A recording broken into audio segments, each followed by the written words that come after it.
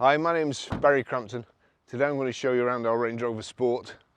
Normal services resumed, and then I'll take you for a ride in it. But first I'll tell you a little bit more about it. It's a 3 litre SD V6 HSE automatic. It's 4-wheel drive, 2016 on a 16 plate, has done 67,226 miles. Fuel economy, tremendous for this size of car really. Urban 35.8 miles per gallon, extra urban 44.1 miles per gallon, combined is 40.4 miles per gallon, has a 0 to 60 time of 6.8 seconds, a top speed of 130 miles per hour out of a 302 brake horsepower, 6-cylinder 24 valve engine.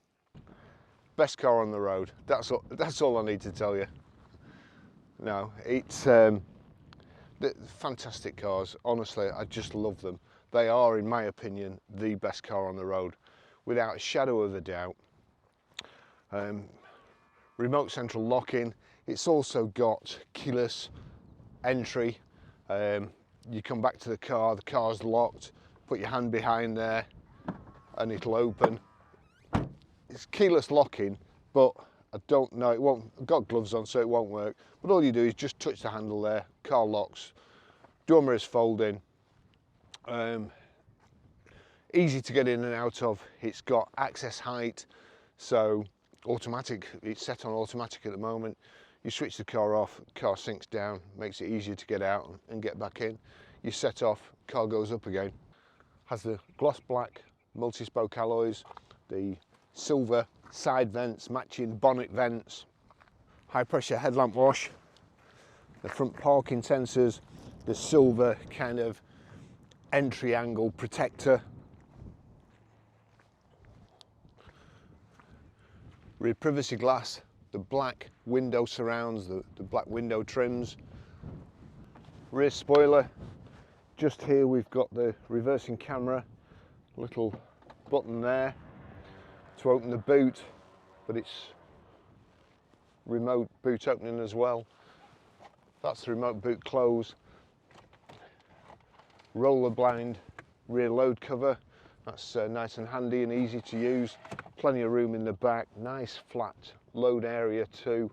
We've got a power socket. I can't remember whether we've got, yep, looks like a full-size spare wheel there, and a removable tow bar. So plastic panel comes off at the back, removable tow bar on and locked with a key. There we go, there's the power closed boot, twin exhaust, I'm going to take my jacket off before I get in here, otherwise you'll never see me.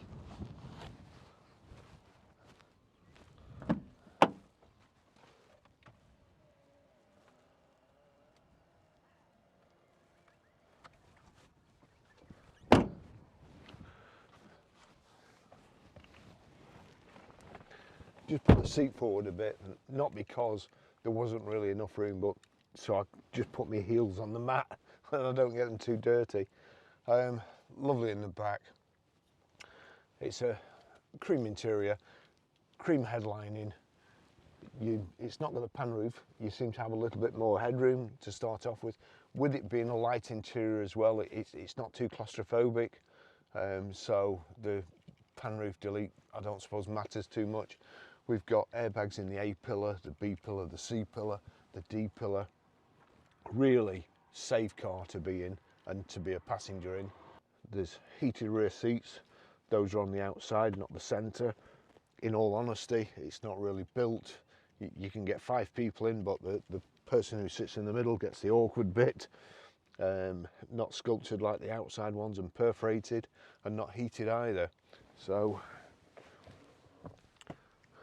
rear centre armrest, cup holders, child seat or Isofix rear child seat, anchor points, the heavy duty thick rubber mats in the back here. And as I say, it's a lovely car to be a passenger in, to be chauffeured around. They're just so comfortable. You don't feel like you're moving. You feel safe. You can see everything. Even the passengers, I hate being a passenger, and if I am a passenger, I like to be able to see what's going on, and you can in this. You feel like you're sat a little bit higher than the driver, so you can see over the driver's shoulder, and there's just good all-round visibility, and it's nice, light and airy. As you can tell, I love Range Rovers.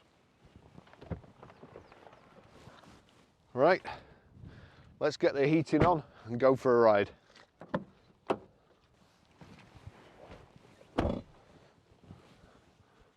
Just managed to finish the video in time. It's started raining, so into the car, foot on the brake, click the start button. We've got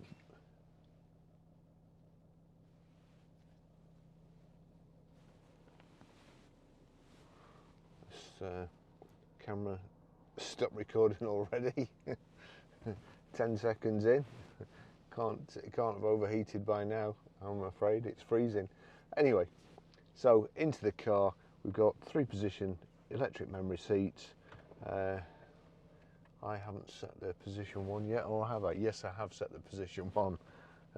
There you go, position 2, you'll see the mirrors changing, the steering wheel changing, the seat changing. So it's as easy as that when you get in it. At this moment in time, the car is on access height. I've just got out of it, started it up, and it won't go up again until I'm moving. But we'll just go back to position 1 again. Everything, all the mirrors move to where you want them. Dead easy to set. I don't think, actually, I don't think that's an ideal position for me. So the electric controls are on the side there. That's about it there. Just move the mirrors slightly. So see the door handles and the back. There we go. The steering wheel down a bit, and then click the M and 1. It's bonged, and that's it. We're away.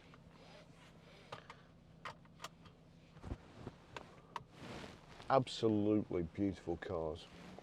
I always use one of these, except for the last few weeks when we've got an F-Type in, a Jaguar F-Type, which I also love. The shape, I just think they're absolutely beautiful. Beautiful to drive as well. They sound fantastic. But there's something about getting back in a Range Rover, and it's just comfortable. It's like home. It's an old pair of Levi's. Although, having said that, I've been wearing Levi's for 50 years, and they sent me an email a few weeks ago on the new range.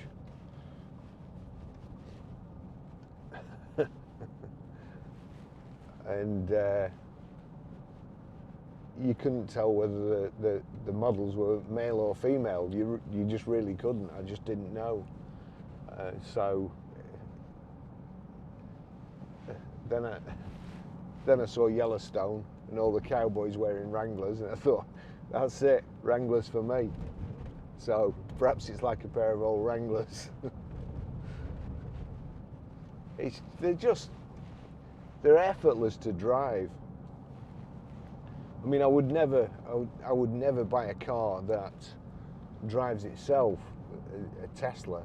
I would never be a passenger in a car that was driving itself. But this feels like it almost drives itself, and you have to do the smallest of adjustments to it to just keep it where you want it. Dead smooth, you can't feel the road, it's silent. I love the engine noise on the F-Type. A little button there makes it even louder. First thing I do when I get it, well, second thing I do, the first thing I do is knock the stop start off. The second thing I do is press the button for the exhaust note. But when you're in one of these, it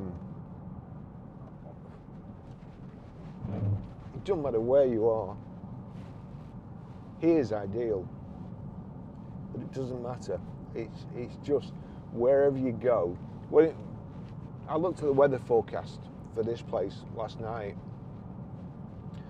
and it was thunder and lightning, but there's a little patch from 8 till 10. It said where it wasn't going to rain.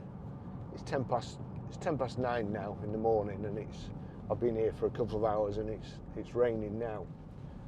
But you know, the thunder and lightning on roads like this, it floods up here very, very quickly. And you know, if I had been coming in the F-Type, for instance, I'd have thought, oh no, you know, I'll wait till it's a nicer day. And this, you just don't think twice about. It doesn't matter. It doesn't matter what you encounter. It will go through it, over it, under it, on its side. And, you know, you can carry any amount of equipment. It's so nice. So, a bit about the car. So, you know, we've gone through the electric memory seats, power folding door mirrors. They fold in when you lock the car. It's got keyless start, keyless lock, keyless entry. Access height, we've now gone up. You can change the suspension, put it up. If you're going over obstacles or off-road, you can put the air suspension up. There's the terrain response controls here. Swamp, minefield, Christmas, Mexico settings there.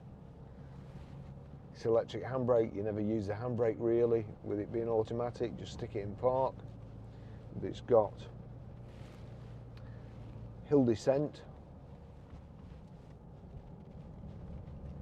and they're just plodding up here. The torque it takes to get this 2-ton plus vehicle up that hill, and it's just no problem. Nice clear displays. All the instruments are easy to use. We've got heated seats there. Press it back, you've got temperature, and you see there set 23. We've got heated front screen, worth its weight in gold. Heated rear screen. Everybody's got one of those. The sat nav, nice and easy to use. When you've got to your destination, or you get near enough to your destination, I'm always getting in cars when they've come in part exchange, and it's still telling you, like, you turn away from the garage and they've obviously set it to the garage, and it says make a U-turn, make a U-turn, and the previous owner has found his way to the garage using the sat nav and not switched it off. That's because they're so flaming difficult sometimes. You have to go into different menus to turn it off. All you have to do with this, when we get around this corner, all you have to do with this is click the home button, which I missed. Click the home button, and then it'll say cancel destination here, and that's it. You just knock it off. Same with the audio, and it's we'll switch the audio on. So Taylor Swift there. Bluetooth audio streaming, Bluetooth hands-free. Cruise control is super easy. You're going along the road, you click set. That's it. No switching it on, clicking the minus button, then clicking the plus button to get to your speed. Set, that's it. We've got, there you go, command shift selected. So we can change down like that, sorry, we can change up like that, and down like so, pushing it forward, as if it's a manual. The Range Rover gearbox is so good that you will never want to do that, trust me. Put it in drive, leave it there, If you did want to change gear, you got paddle shift. Just knock it down on the left like that and up on the right. Like I said, I think this will be set. They've set this so it only works in sport. So, menu, driving features, instrument display. We'll try driving features. Show warnings, gearbox paddles. So we knock this down onto gearbox paddles, then knock it right to select it, and there you go. It's active in sport only. So we want it active in drive and sport. Knock it down, click the menu, that's okay, and then we'll knock it back and come out. And now, there you go, I can change down and up with the paddles in any gear.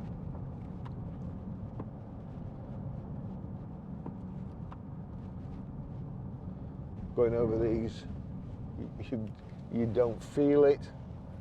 You go over in a saloon car and it's a bone shaker. They just really are the best car on the road, in my opinion. And if you don't think they are, you're wrong. I'm sorry, but you are.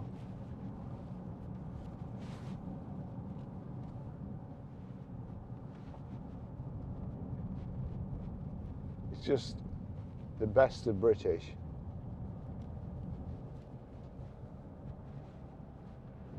The power in this thing, again, low down to walk.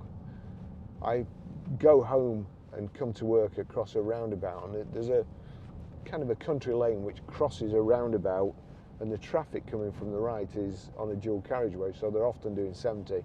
Very rarely do they slow down to enter the roundabout. So you're here, and why road designers design it so the last bit on a roundabout is a bend, so you can't see what's coming really from the right.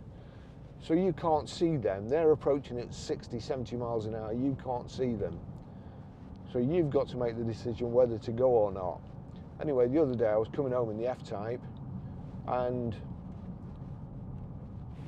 all of a sudden, car going faster than 70, coming onto the roundabout.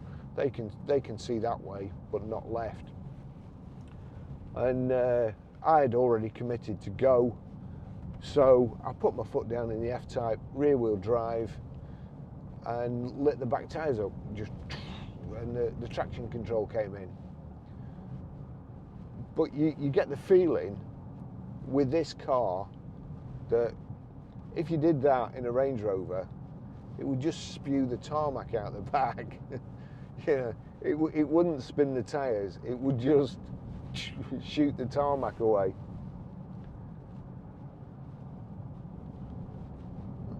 They're just honestly, I get in this car, and as much as I love the F-Type,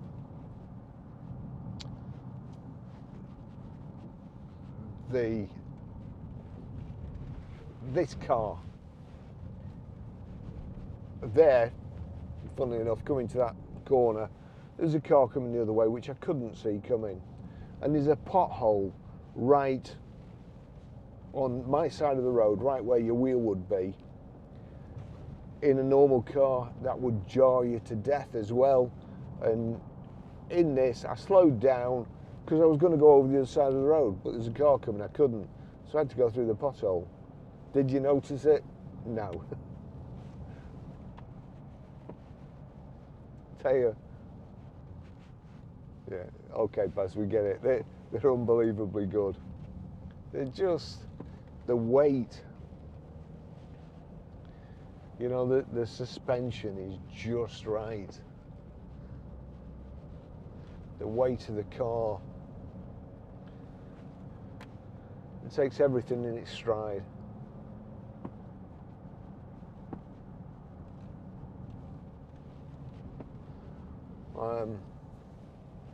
Fuel economy. Which do you think's more economical, this or a Tesla?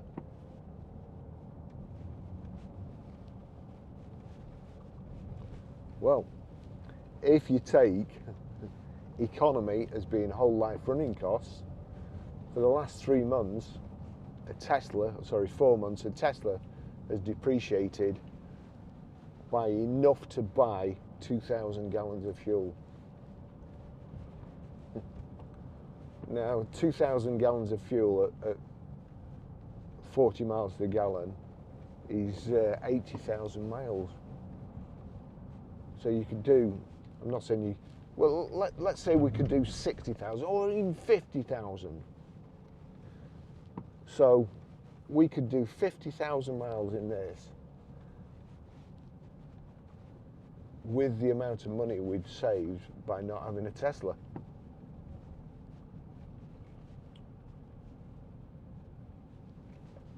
It just don't, you know, it's just very difficult to get your head round economics.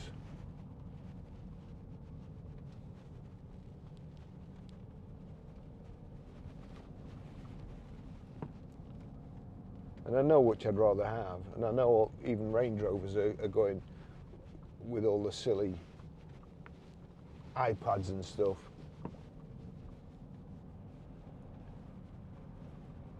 They shouldn't be in cars. Those sorts of things. This was just, I loved the previous shape Range Rover, the square, the big square, what I would call, and probably get in trouble for these days, the manly version of the Range Rover. This is more like, probably this is, if this was a model, it'd have Levi's on in that last email I got. It's quite rounded,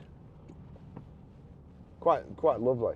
You know, I'm not knocking it. It's a lovely looking vehicle, and it drives better than the old Range Rover, which is amazing.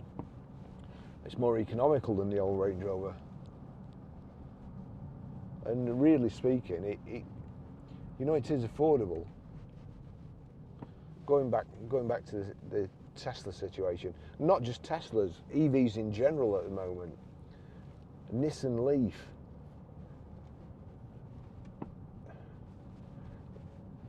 it lost 12.4% of its value in 1 month last month. The VW e-Golf, same. Renault Zoe, same thing. I could buy any amount of those vehicles. I think we went to, John went, when I say we went to London to get this, it's the royal we. I sat in the office drinking coffee, and John got up at 5 o'clock in the morning and got a train, a Subway, and not a Subway sandwich, the one in London, and got back at 7 or 8 o'clock at night. But what a beautiful car. There is an engine management light which we knew about. It'll be something and nothing. We'll sort that out. Just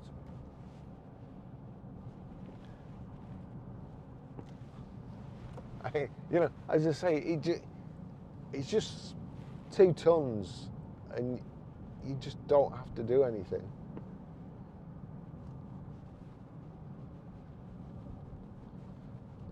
Rear seats fold down, give you even more room. Just trying to think what else. Oh, right. So let's see. We'll just get over here. So this display, eco data. Click that on, as if you want to know. Impact on fuel. That's telling you which bits of your car is using the most fuel. Your driving style. Look at that. That's my driving style. Now it's out of 5. Braking 5, speed and engine 4.6, accelerator 4.9.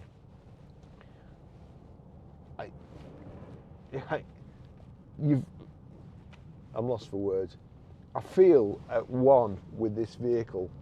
When I go home at night, when I go in the F-Type, I'm like angry and driving, revving and shooting off. I go home in this.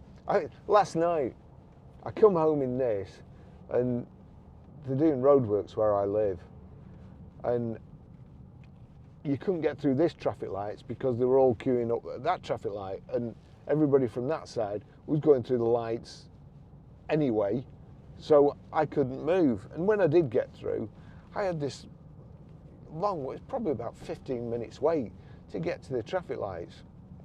I had my audio book on, had my heated seat on, I'm sat in my armchair, and I thought, well,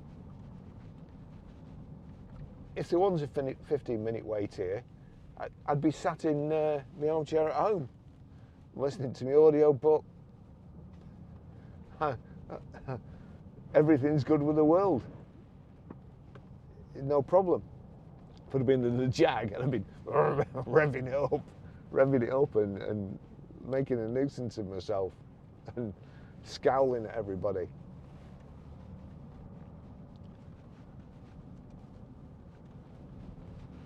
What great cars.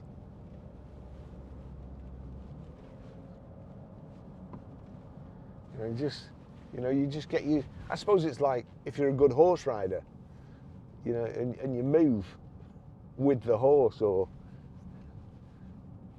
perfectly in sync, even though you're going in opposite directions. Really, it's like that with this.